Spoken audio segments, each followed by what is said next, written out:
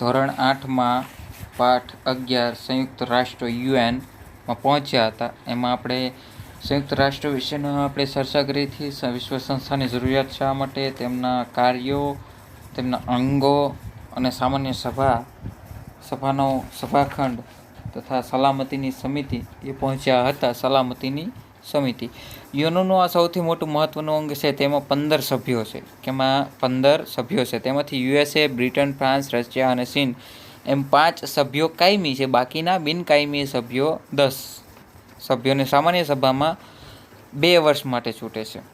એટલે કે યુએનનું આ સૌથી મહત્વનું અંગ છે. તેમાં 15 સભ્યો છે. કુલ કેટલા સભ્યો? 15 સભ્યો. તેમાંથી યુએસએ, બ્રિટન, ફ્રાન્સ, રશિયા, ચીન એમ 5 સભ્યો કાયમી છે. આ 5 સભ્યો યુએસએનો 1, બ્રિટન 1, ફ્રાન્સ 1, રશિયા 1, ચીન 1 એમ 5 સભ્યો કાયમી છે. જે બાકીના બિનકાયમી 10 સભ્યો છે સામાન્ય સભા 2 વર્ષ માટે છૂટે છે.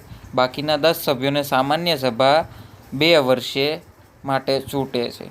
વિશ્વમાં શાંતિ અને સલામતી જાળવવા માટે આ સમિતિ વિશાળ સત્તાઓ આપવામાં આવી છે. વિશ્વમાં કાયમી શાંતિ અને સલામતી જાળવવા માટે સમિતિએ વિશાળ સત્તાઓ આપેલી છે. રાષ્ટ્રો વચ્ચેના ઝઘડાઓને તેણે શાંતિમય સાધનો દ્વારા ઉકેલ લાવવાનો પ્રયત્ન કરવાનો હોય છે. આનું કામ શું? સલામતીની સમિતિનું રાષ્ટ્રો વચ્ચે ઝઘડાઓ થાય તો તેને શાંતિમય રીતે સાધનો દ્વારા ઉકેલ લાવવાનો પ્રયત્ન કરવાનો હોય છે. સંયુક્ત રાષ્ટ્રોના સચિવાલયના વડાને મહામંત્રી તરીકે ઓળખવામાં આવે છે. જે સંયુક્ત રાષ્ટ્રોના સચિવાલયના વડા મહામંત્રી તરીકે ઓળખાય છે. તો તેનાથી નિમણૂક સલામતી સમિતિની ભલામણથી સામાન્ય સભા કરે છે. તેમની નિમણૂક સલામતી સમિતિની ભલામણથી સામાન્ય સભા કરે છે. તેઓ સંયુક્ત રાષ્ટ્રના મુખ્ય વહીવટી અધિકારી તરીકેની કામગીરી બજાવે છે. એટલે કે સંયુક્ત રાષ્ટ્રના મુખ્ય વહીવટી અધિકારી તરીકે કામગીરી બજાવે છે. શેની કામગીરી બજાવે છે? તો કે સંયુક્ત રાષ્ટ્રના મુખ્ય વહીવટી અધિકારી તરીકેની નિમણૂક બજાવે છે. હવે આગળ વીટો એટલે શું? વીટો એટલે કે જે 5 સભ્યો છે તેઓના મત લેવાનું જરૂરી છે. શું? મતદાન. આપણે જે 18 વર્ષની ઉંમરે મતદાન કરવામાં આવે છે તે રીતે જ એક સલામતી સમિતિના કોઈ પણ નિર્ણય માટે 5 કાયમી સભ્યોના હકારાત્મક એટલે કે મંજૂરી માટે મત લેવાનું જરૂરી છે. 5માંથી કોઈ પણ એક સભ્ય રાષ્ટ્ર નકારાત્મક મત આપે. આ જે 5 સભ્યો છે જે કયા કયા? યુએસએ, ફ્રાન્સ, રશિયા, ચીન અને બ્રિટન. આ 5 સભ્યોમાંથી કોઈ પણ એક સભ્ય એમ હકારાત્મક મંજૂરી ન આપે તો નિર્ણય લઈ શકાતો નથી. સત્તા ધરાવતા 5 કાયમી સભ્ય રાષ્ટ્રના નિષેધ કરવાના અથવા નિર્ણયને નામંજૂર કે નિરર્થક કરવાના અધિકારને નિષેધાધિકાર કહે છે અથવા તો વીટો પાવર કહે છે. તો આ સમજાઈ ગયું તમને? સલામતી સમિતિના કોઈ પણ નિર્ણય માટે 5 કાયમી સભ્યો હકારાત્મક એટલે કે મંજૂરી માટે મત લેવાનું જરૂરી છે. 5માંથી એક પણ સભ્ય રાષ્ટ્ર નકારાત્મક મત આપે તો નિર્ણય લઈ શકાતો નથી. સત્તા ધરાવતા 5 કાયમી સભ્ય રાષ્ટ્રના નિષેધ કરવાના અને અથવા નિર્ણયને નામંજૂર કે નિરર્થક કરવાના અધિકારને નિષેધાધિકાર અથવા તો વીટો પાવર કહે છે. હવે આગળ સંયુક્ત રાષ્ટ્રોની વિશેષ સંસ્થાઓ એટલે કે સંયુક્ત રાષ્ટ્રોની વિશેષ સંસ્થાઓ. એણે ઘણી બધી સંયુક્ત રાષ્ટ્ર દ્વારા ઘણી બધી સંસ્થાઓનું નિર્માણ કરવામાં આવ્યું છે. તો કે જગતના લોકોનું જીવન ધોરણ ઊંચા આવે અને તેમને રોજગારીની તકો પ્રાપ્ત થાય તેમજ લોકોના સામાજિક, આર્થિક, શૈક્ષણિક, સાંસ્કૃતિક વિકાસ માટે પ્રયાસો કરવા એ સંયુક્ત રાષ્ટ્રોનું મહત્ત્વનું કાર્ય છે. તો કે જગતના લોકોનું જીવન ધોરણ ઊંચું આવે, રોજગારીની તકો પ્રાપ્ત થાય તેમજ લોકોમાં સામાજિક, આર્થિક, શૈક્ષણિકના વિકાસ માટે પ્રયાસો કરવા અને સંયુક્ત રાષ્ટ્રોનું મહત્ત્વનું કાર્ય છે. તો કે જીવન ધોરણ ઊંચું લાવવું, રોજગારી તકો પ્રાપ્ત કરવી, સામાજિક, આર્થિક અને શૈક્ષણિક, વ્યક્તિગત શૈક્ષણિક, સાંસ્કૃતિક આ વિકાસ થાય એ એનું મહત્ત્વનું કાર્ય છે. આ ધ્યેયો સિદ્ધ કરવા યુએનના નેજા હેઠળ વિશિષ્ટ ક્ષેત્રમાં કામ કરનારી ખાસ સંસ્થાઓની સ્થાપના થઈ છે. તો આપણે આગળ જોઈએ તો યુએનની વિશેષ સંસ્થાનું નામ, તેનું ટૂંકું નામ, સંસ્થાનું વડું મથક અને સંસ્થાનું કાર્ય વિશે આપણે સમજીએ તો વિશ્વ આરોગ્ય સંગઠન WHO વચાઈશું એને WHO એ ક્યાં આવ્યું? જીનીવામાં એનું વડું મથક આવેલું છે. તો એનું કાર્ય એ છે કે દુનિયાના લોકોના શારીરિક માનસિક આરોગ્યમાં સુધારા થાય તે માટે પ્રયાસો કરવા. શેના પ્રયાસો કરવા? દુનિયાના લોકોના શારીરિક માનસિક આરોગ્યમાં સુધારો થાય તેવા પ્રયત્નો કરવા. યુનેસ્કો. શું? યુનેસ્કો ક્યાં આવેલું છે? પેરિસ. યુનેસ્કો કઈ રીતે લખાય? UNESCO. UNESCO, Paris. દુનિયાના વિવિધ દેશો વચ્ચે શૈક્ષણિક, વૈજ્ઞાનિક અને સાંસ્કૃતિક ક્ષેત્રમાં પરસ્પર સહકાર સાધવું. દુનિયાના વિવિધ દેશોની વિવિધ સંસ્કૃતિ છે, વિવિધ શિક્ષણ છે, વિવિધ વૈજ્ઞાનિક પદ્ધતિ છે, વિવિધ સાંસ્કૃતિક ક્ષેત્રોમાં પરસ્પર સહકાર. હિન્દુ, મુસ્લિમ, શીખ, ઈસાઈ, અંગ્રેજો આ બધા જ દેશોની સંસ્કૃતિ, વિજ્ઞાન, શિક્ષણ વગેરે દેશોમાં પરસ્પર સહકાર સાધવાનું કામ કોણ કરે છે? યુનેસ્કો દ્વારા. ક્યાંથી? એનું વડું મથક પેરિસમાં આવેલું છે. હવે આંતરરાષ્ટ્રીય મજૂર સંગઠન. આંતરરાષ્ટ્રીય મજૂર સંગઠન ILO એનું વડું મથક ક્યાં આવેલું? જીનીવા. માલિકો દ્વારા કામદારોનું શોષણ ન થાય, યોગ્ય વેતન પ્રાપ્ત થાય તે માટે પ્રયત્નો કરવા. એટલે કે માલિકો દ્વારા કામદારો જે પગાર ઉપર જે નોકરીઓ કરે છે, તો કે સિક્યોરિટી છે, કોઈ બીજી નોકરી છે, કોઈ ત્રીજી કે કોઈ પણ પ્રકારની નોકરી દ્વારા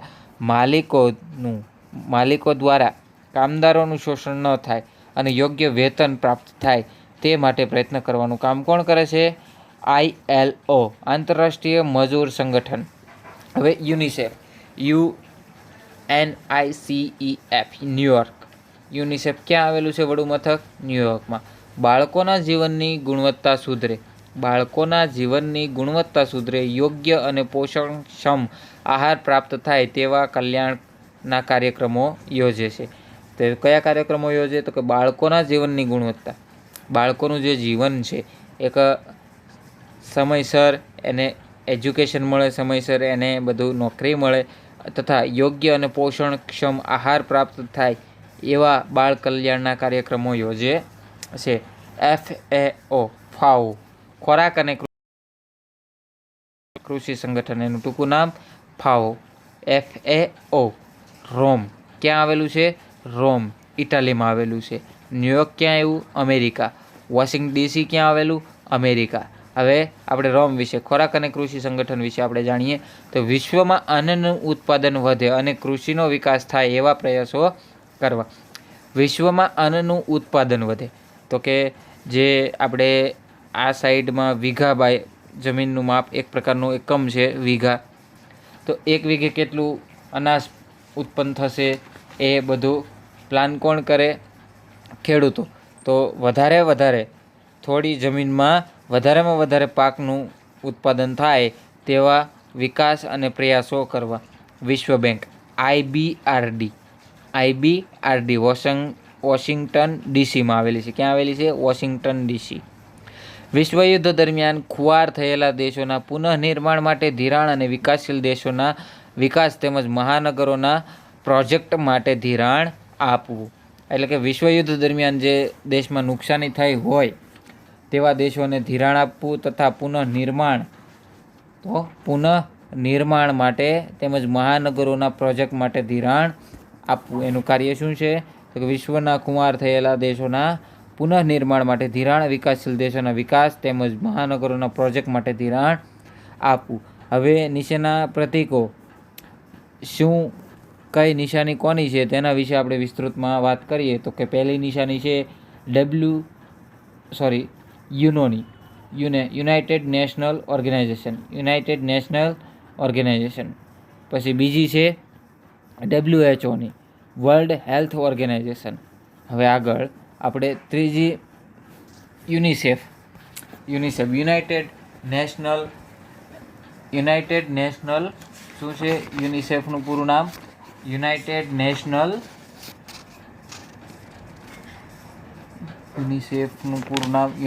નેશનલ ઓર્ગેનાઇઝેશન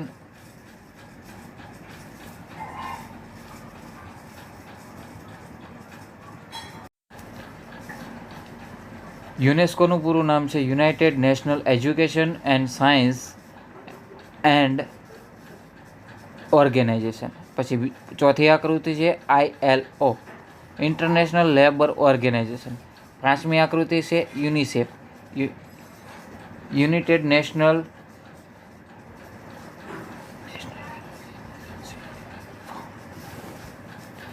પાંચમી આકૃતિ છે આપણી United national labour and national emergency fund.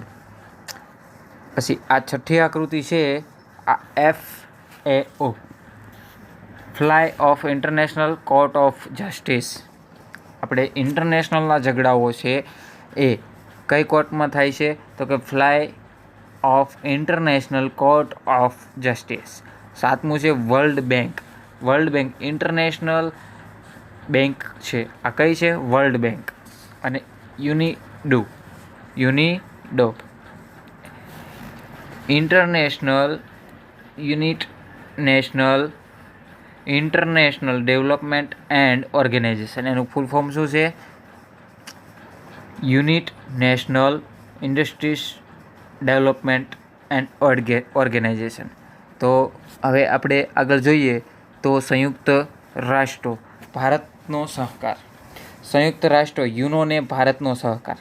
ભારતને કેવો સહકાર મળેલો છે તેના વિશે વાત કરવાની છે. તો ભારત દેશે યુનો મારફતે જ પરદેશ સાથેના મતભેદો ઉકેલવાનો સિદ્ધાંત સ્વીકાર્યો છે. જો કે બાજુના જે દેશો છે પરદેશો સાથેના મતભેદો છે એને ઉકેલવાનો સિદ્ધાંત સ્વીકાર્યો છે. સંયુક્ત રાષ્ટ્રો શાંતિની સ્થાપવાની કામગીરીમાં ભારતે સક્રિય સહકાર આપ્યો છે.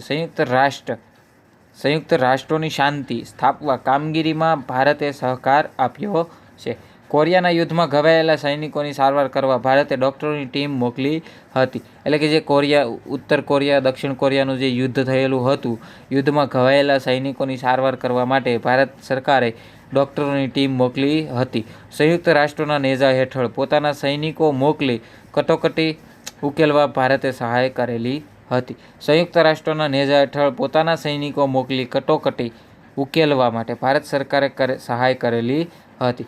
સલામતી સમિતિ ઉપરાંત વિવિધ સમિતિના સભ્ય તરીકે ભારતે ઉપયોગી ભૂમિકા ભજવી છે. ભારતે કેવી ભૂમિકા ભજવી? ઉપયોગી ભૂમિકા.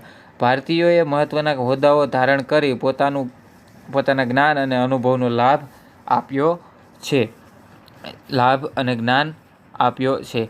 ભારતે પંચશીલનો વિચાર વિશ્વ સમક્ષ રજૂ કર્યો હતો. ભારતે શેનો? પંચશીલ, માનવીની ઉજ્જવળ આશા. વિશ્વમાં બધા જ રાષ્ટ્રો યુનોને સાથ અને સહકાર આપે છે. તો વિશ્વ શાંતિનો સાચો અનુભવ થાય એ માટે બધા રાષ્ટ્રો યુદ્ધ નહીં કરવાની પ્રતિજ્ઞા લે અને ઘાતક શસ્ત્રોનું ઉત્પાદન બંધ કરી દે એ જરૂરી છે. આજે જો બધા રાષ્ટ્રો શસ્ત્રો વધારવાની હરીફાઈ બંધ કરી દે તો અબજો રૂપિયા બચી જાય. આ રકમમાંથી વિશ્વના લોકોનું કલ્યાણ થઈ શકે છે. એટલે કે વિશ્વના બધા જ રાષ્ટ્રો યુનોનો સાથ અને સહકાર આપે, યુનેસ્કોના જે નિયમો છે એનું પાલન કરે તો વિશ્વ શાંતિનો સાચો અનુભવ થાય. એટલે કે આ માટે બધા રાષ્ટ્રો યુદ્ધ નહીં કરવાની પ્રતિજ્ઞા લે અને ઘાતક શસ્ત્રોનું ઉત્પાદન કરવાનું બંધ કરી દે. તો જે યુદ્ધના શસ્ત્રો બનાવવા પાછળ જે ખર્ચો થાય છે એ અબજો રૂપિયાનો બચાવ થાય છે. આ રકમમાંથી વિશ્વના લોકોનું કલ્યાણ થઈ શકે એમ છે. પૃથ્વી જ એવો ગ્રહ છે જ્યાં મનુષ્યને રહેવાનું છે. પૃથ્વી એક જ એવો ગ્રહ છે જ્યાં મનુષ્યને રહેવાનું છે. તેથી માનવીએ વિશ્વ ઐક્ય અને વિશ્વ શાંતિ માટે સંયુક્ત રાષ્ટ્રોની સફળતા ઝંખવી જ રહી. હવે વિદ્યાર્થી મિત્રો, આપણે સ્વાધ્યાય પાકી બુકમાં લખવાનું છે. હોમવર્કમાં સ્વાધ્યાય પાકી બુકમાં લખવાનું છે. વિશ્વ ઐક્ય એટલે શું? પ્રશ્ન 1નો 5 પ્રશ્નો, પ્રશ્ન 2ના ખરા ખોટા, પ્રશ્ન 3ના કોઈ પણ 2 ટૂંકનોંધ લખવાની છે. એમાં તમારે ટૂંકનોંધ લખવાની સામાન્ય સભા અને સલામતીની સમિતિ. અને પ્રશ્ન 4 એ તમારે આકૃતિઓ દોરવાની છે અથવા તો ચોંટાડવાની છે. જેમ કે FAO, યુનિસેફ, WHO અને યુનેસ્કો, આ આકૃતિઓ દોરવાની છે.